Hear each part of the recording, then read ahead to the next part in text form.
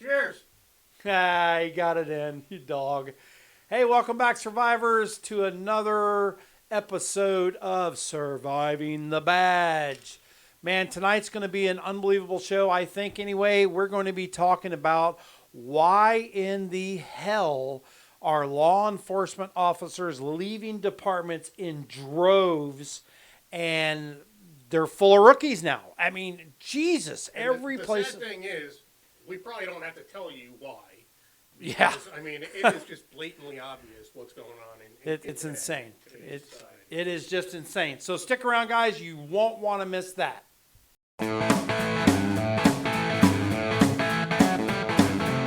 So what I wanted to kind of start with is the beer moment. All right, beer moment. So, All right. we're going to do, this is a sparkling lime lager, and I am a lager drinker by trade. New Belgium. By New Belgium. Ooh. First taste. I don't know. Not a huge lime fan for beers. I like lime in Corona. That's about it. I don't. Okay. Actually, it's not bad. You know what? It is extremely refreshing. It's drinkable. I think this reminds me of, and I don't normally get it, but it's like a carbonated limeade.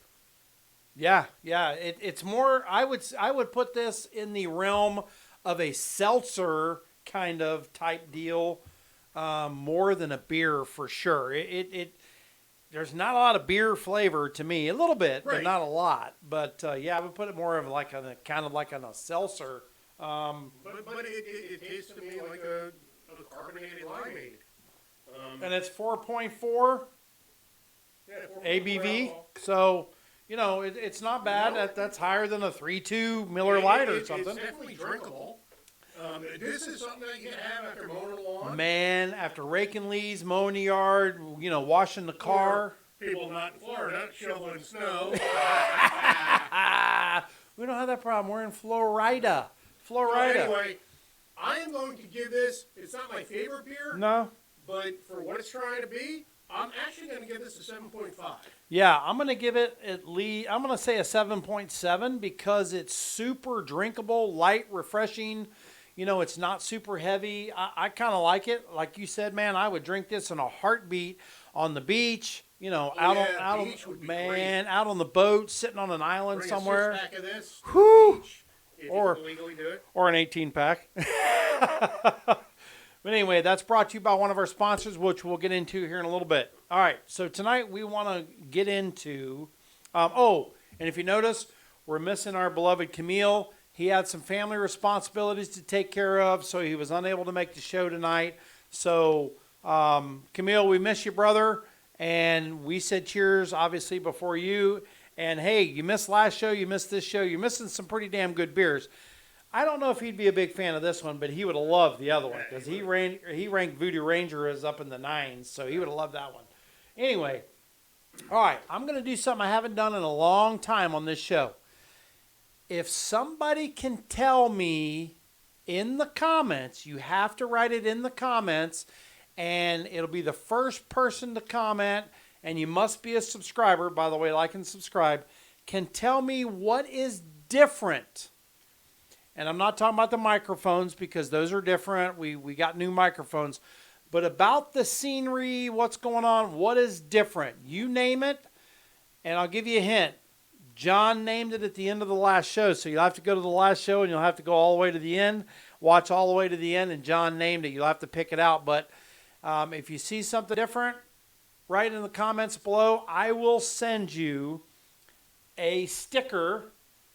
It's one of our classics. I think we only have like 10 left. I got a few. So. Yeah. But it's the classic Surviving the Badge sticker. You know what? I'll send you 2. But you got to comment. And then what I'll do is when you comment, I'll send you a message back saying, hey, hit us up on the show on Facebook Messenger, and then I'll get your address and everything, and I'll mail it out to you. So anyway, all right, here we go. So what the hell is going on with law enforcement today and the people leaving in droves from these departments. We are both from the same agency. I worked at an agency previous to the one that John and I worked at, but I worked there for 31 years, total of 35 in law enforcement. John worked there his entire career, 21 plus years at one agency. We both love this agency, and it's not just this agency. It's agencies across the U.S. I have friends that I have met across the entire United States. Minnesota, I have them out in New Mexico. I have friends everywhere in law enforcement, and it's happening everywhere. They are leaving in droves, man. They're like, fuck this, I'm out. Yeah, yeah, and some of them go to another agency hoping and praying because they love the job, they love to serve, they want to be in law enforcement, they hope it's going to be better, only to find out, man, that it's the same almost everywhere. Not everywhere, but almost everywhere, and it's the nitpicking, the what is the word I'm looking for? Micromanaging. Culture that we've come to. And I'm not talking about body cameras, and all that. Guys, those have been around for 15 years. We were one of the first agencies in Florida to have them. And we didn't have a problem with it. But it's the micromanaging that has come on in law enforcement lately. And it's the defund the police and everybody hates the cops and, nobody respects law enforcement anymore. And as a culture, I think that we breed this cancel culture and everything else. See, the problem is, we need chiefs or sheriffs who are willing Give me some. Absolutely. to stand the fuck up. Stand up to city managers, mayors, whoever the ruling party is. Yep. Now, keep in mind, sheriffs are elected by the people. That's right. Okay. Police chiefs are appointed by the commission or mayor or whatever. The government agency. The governing body. And they serve at the will of. Okay. But you need a police chief who is willing to stand up and say, I'm not going to do this shit. Yeah, I'm not going to make my cops do XYZ because, it's legal to do that, but it's ridiculous. But it's not even that. I don't feel I'm saying most of the time. And I'm sorry I forget his name, but the Dallas police chief, remember when the 5 Dallas police officers were shot? Yes. Okay? And he said, we have police officers who are expected to go handle dog complaints. Right. That's not what law enforcement That's is. right. That's right. That should be a civilian freaking position. They talk about ridiculous. Reforming the police and reimagining the police. Hey, take 90% of the bullshit that you expect the cops to do, and a lot of times it's just, the cops are working anyway, just let them handle it. Okay, we used to get dispatched to a water leak. Yeah. Yeah. The water department had us go out to confirm that it was a water leak, and on the city side. Yeah, we had to determine what the side was. But it was always coming from the valve box. Almost always, yes. And it's like, okay, well, it's the valve box itself is leaking. I don't know which side is broken. Let's send the water department out. Last time I checked, I didn't go to plumber school. No. I'm a freaking cop. Thank you. Hell, they wanted us to bring out generators to power light poles. Yeah. Traffic signals. I'm They wanted us to go and pull a trailer out to the intersection with a generator to power up an intersection so that the traffic lights worked. So that Public Works didn't have to come out on overtime. Right, or the county traffic engineering didn't have to come out because, they're on call and we have to call them out and boo freaking who? Let cops do cop work. Hey, John. Did you not come out when you were a detective and you were called out? No. Did you not come out when you were a traffic homicide investigator and you came out. Oh, really? Yes, but here's the Come problem. on. The Public Works guy, he saves money on his budget, so he gets a bonus. Right, because he didn't have to use the overtime to call the people out. Because the cops were out there. Yeah, the cops handled it. Tree down. Yeah. Oh, well, can the cops just pull it out of the way? No, sorry, don't have a rope. Don't have it come along. But we're not animal control. We're not, take all that stuff away from cops having a handle. They can actually do police work. Right? No. You want mental health counselors to Riding respond, with the cops. Well, to respond to calls that may need a mental health counselor. How about you do some goddamn follow-up? Yeah, right, exactly. Okay? Maybe what we should do is an officer takes a report, sends it to a mental health counselor, and the counselor is responsible for doing follow-up. Because I guarantee you, 90% of all calls that result in a use of force Right. with law enforcement Yep. and someone who had a mental issue Right. and needed counseling, mental Yeah. health counseling, the cops were there before. And Yeah. had they sent Yeah. this to a mental health counselor and they did the follow-up, you know what? That wouldn't have happened. Or here's an idea. How about like DCF has agents that are on call? You go to a call where a child needs assistance, a child is in trouble, whatever, the family's not taking care of them, they're being abused, neglected, whatever it is. You call, in our state, it's called DCF. Right. Department of Children's and Family. You Family call, Services, right? whatever it You is. call them out, and they respond, and they investigate. How about instead of putting these guys with the cops riding around for 12 freaking hours or however long it is, how about you put all these people on call so that when you do run into one of these folks that are having a mental issue and need assistance and need immediate placement or whatever, hey, a freaking mental health counselor responds and takes care of the call with law enforcement. There's an idea. Because guess what? I hated But we don't know jack shit. We're only cops. I hated going to mental health calls. As does 99.9% of all cops. Absolutely. Hated them, man. And especially we hated going to repeat mental health Yeah. calls.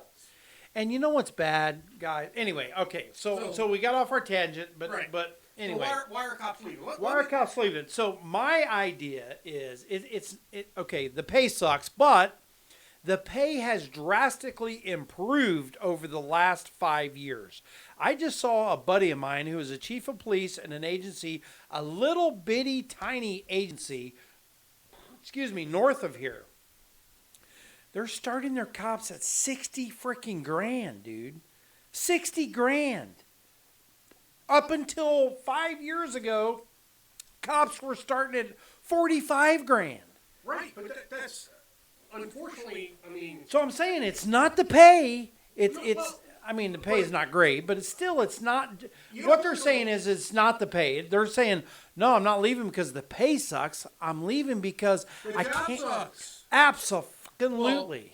The environment sucks. The job is still the same. As far as the root Of what job, your root job. and I will tell still you the same. that law enforcement is a calling. Oh my God, yes, You don't absolutely, get into it absolutely. because it's like, there was nothing else I could do. I'll just go be a cop. Right, Okay? right, absolutely, It doesn't become a career. right. There are people who try to do law enforcement and realize it's not for them. But And good for them for doing Right. that, because they don't need to be in it if it's not for them. here's what's happening. Okay. All right, I was watching a show this morning. All right, and they were talking about L.A. okay, Okay. huh. L.A. County. All right, I think it was L.A. So I don't want to be wrong about this. I'm going to say it was a California jurisdiction. okay, Okay. They defunded the police $127 million. holy Okay. At the time, shiznit. there were 200 below minimum staffing levels.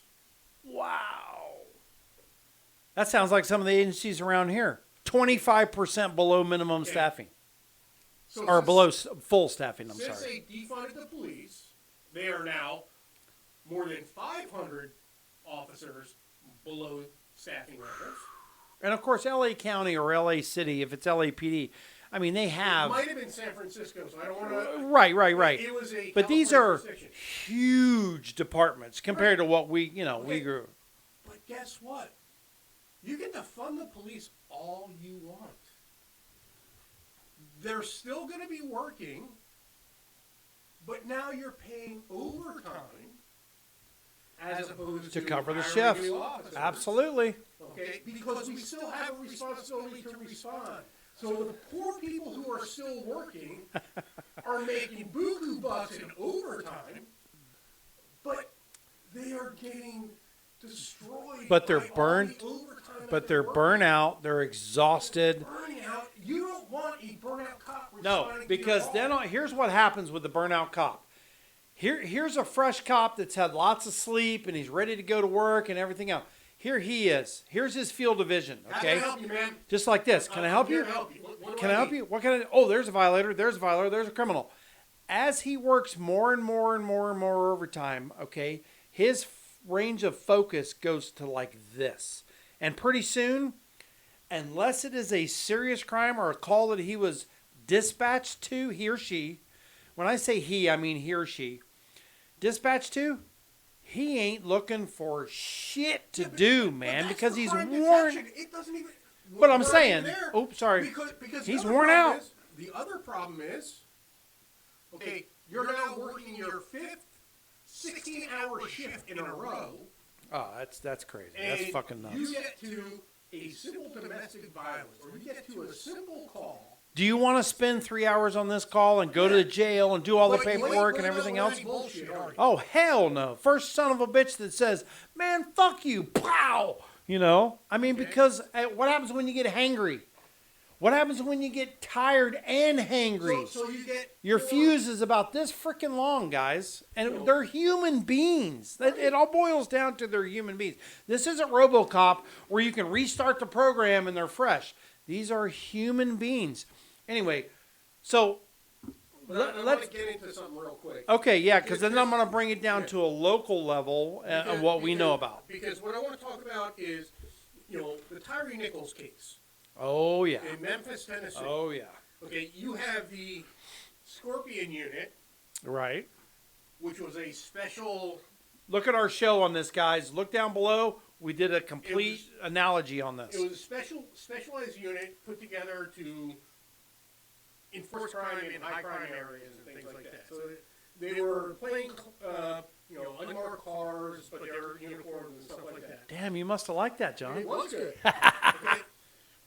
The entire unit was comprised of people with 2 to 3 years experience. And apparently there was no supervisor on the unit. Oh.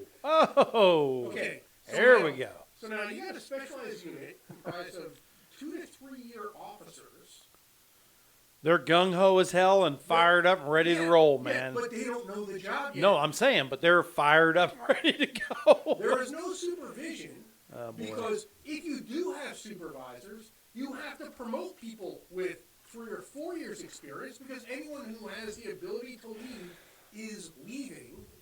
Oh, So absolutely. you have inexperienced people being promoted to supervisor who are supervising inexperienced officers. Which feeds right into our local Which is agencies. why you have what happened with Tyree Nichols.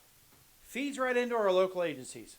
Great segue, because I know of at least 2 to 3 supervisors, and I'm talking about like sergeants, okay, and they're in charge of 4, 5, 6, 7 officers on a street or on the street. 3 or 4 years experience. Dude, when I made sergeant, I had a total of 8 years experience in law enforcement, and almost 4 of those came from a city that was busier than shit, high crime. I mean, I had experience out the wazoo. And I'm looking at some of the people that some of these local agencies have promoted. And I'm like, holy cow, man. And then they wonder why these freaking lawsuits are happening and these miscarriages of justice are happening because these people don't know any better, man. They've only got 2 or 3 years experience, and supervising people with 1 or 2 years experience. It's like sending a rookie out on the field to play in the major leagues. Right. And he's never even played college ball. I mean, he's going to look like he's freaking lost out there, man. And that's what happens. And then you got a supervisor, that sits up above, that sits in a freaking office, that's got, let's say, 10, 12, 15, 20 years experience. But he sits in the office and he freaking nitpicks. Do they need to nitpick? Yes. But it's the way they're doing it. And it's a vicious cycle, man. Because if they weren't such asshole nitpicking, what do we use the word? Micromanagers, then you wouldn't have all these supervisors leaving and these 8, 9, 10, 12-year cops leaving. Right. So you wouldn't have to have these people that are 3 or 4. It's a vicious cycle. So basically what this show is about is the whole culture of law enforcement needs to change. And it needs to change in the fact that the citizens are saying, why are they doing this? Why are they doing this? Why are they? They have no guidance. They have no training, guidance to teach them the proper way to do this. And it's just getting worse, folks. You all say, wow, we need to restructure law enforcement. What's the big word? Reimagine. No, what was the big word a couple years back after George Floyd and all that? What was it? We need to... reimagine the police. Yeah, I know, but they used another phrase. I did hear that one. But anyway, so you can't do that when you've got rookies running the officers out here in the street and nothing but rookies actually answering these calls. It's never going to happen, guys. And until the whole culture inside the departments change, it's never going to get any better, ever. It's never going to change, ever. We are down a path that is going to be critically dangerous for Yep, the absolutely. citizens. I agree. Hey, so if you don't like the neighborhood you're living in, one of our sponsors or a couple of them can help you. So let's go to our sponsors real quick and talk about that great transition. I know. I love it. Kristen and Tom Clem, realtors. These guys are absolutely fantastic. Work for they're with Exit Advantage Realty, and Kristen is a former school teacher. She is a full-time realtor, and she is absolutely fantastic. You want to talk about the best of the best. And her husband, Tom Clem, they run this agency, or their own agency. If you're ready to buy or sell anywhere in the Central Florida area, you definitely need to call these folks. They will take care of you. Tom. Or Clem and Company Property Investments. Tom, and he's this same company here, or kind of the same company. Tom is a veteran Marine. He is a full-time law enforcement officer. He is ready to buy or take care of you if you've got that rental property or something you just want to get rid of it because you're tired of dealing with renters and all the expenses. Or whatever, you got to hand me down a house from grandma when she passed away. Listen, get a hold of Tom. He can give you a fair price for it, market price for it, and you can sell it. Next is ARackAbove. Steve of the ARackAbove invented this rack. It goes in your garage. It's completely portable. When you move, it can go with you, which is awesome. You don't have to mount it to the wall, screw it into the studs and everything else, so it's permanent. This thing is aircraft aluminum or whatever kind of aluminum he has used. He invented the entire thing. It'll hold 2,000 pounds of your junk in your garage. You can walk under it. You can drive under it, park under it. It's amazing. And it'll go the whole span of your entire garage. So get a hold of Steve. Website is ARackAbove.com. Hold on. I just want to throw something out there. I will send out 3 stickers, or I will have Ronnie send out 3 stickers. If someone can tell me what I'm referencing when I say it is not made with Reardon metal. Go ahead. Reardon? Reardon metal. Okay, John's mailing them out. I ain't. I'll give him the address. He can mail them. All right. So, and last but not least, and one of our longest, actually the first sponsor we ever got, Kenny's Grocery in Orange City. It's off 1792 and French Avenue. They are who supplied the beer. They supply the beer on every single show for us. They are absolutely fantastic.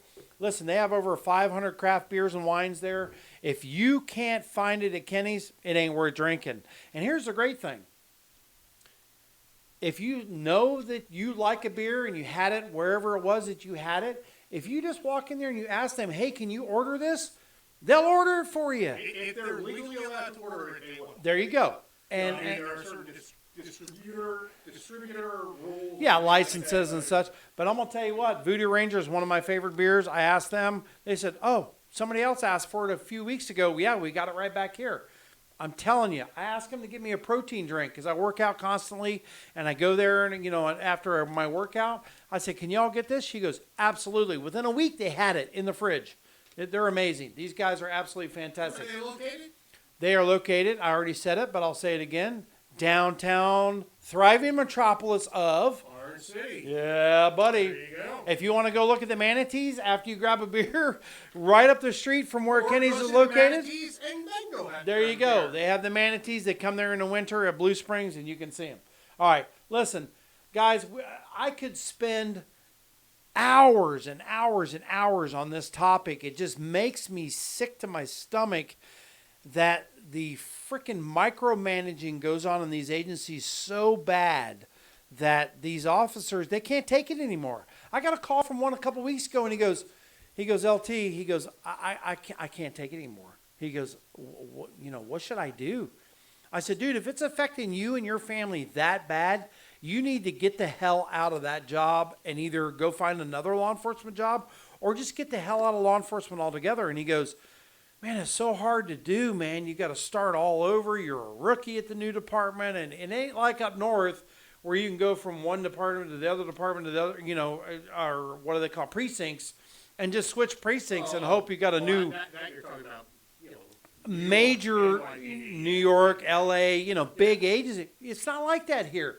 When you start, you got to go through the whole hiring process and everything. It's a pain in the ass. So anyway, listen, leave your comments below. We do read the comments. We respond almost immediately to the comments when they pop up. And we love hearing from you guys. If you know of some agencies that are in bad shape, you know what? We will do a focused freaking episode on an agency that you feel is going to shit in a handcart. I don't care. No skin off my ass. We will do a focused episode on that agency. I'll even call them and ask them questions. No skin off my ass. I don't care. I'm retired. Doesn't matter to me. Anyway, guys, we appreciate every single one of you. You guys are awesome. We're trying to hit 500 subscribers. We're almost there. We're what, at 424? I've been handing out cards like crazy trying to get people to subscribe. So share it with your friends, guys. Share it with your friends. Let them know that we're on here. We have a lot of fun. And if nothing else, they'll find a new beer to drink. I mean, what the hell, Hey, because at Surviving the Badge, we still got your 6. absolutely.